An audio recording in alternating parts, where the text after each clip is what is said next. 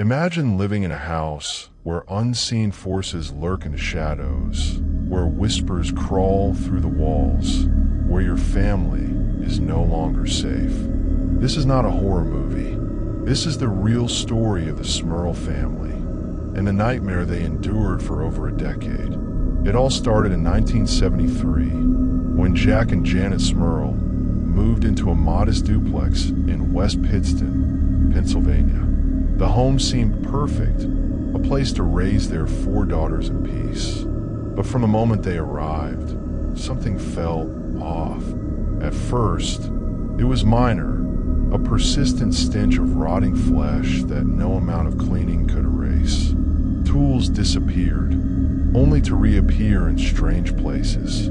Then, the knocking began, rhythmic, insistent, like someone or something was trying to get their attention. By 1974, the disturbances were no longer just nuisances.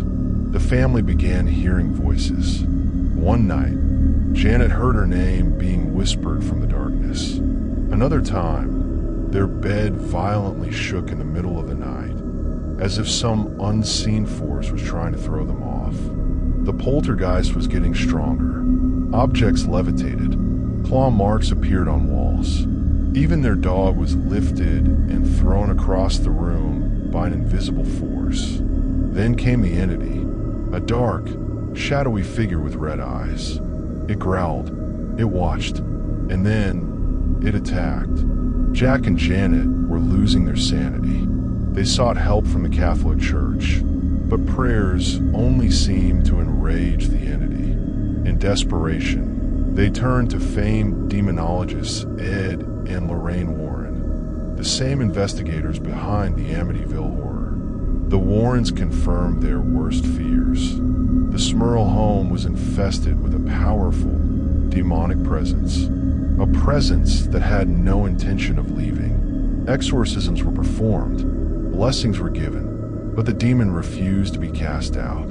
It taunted the family, whispering obscene things.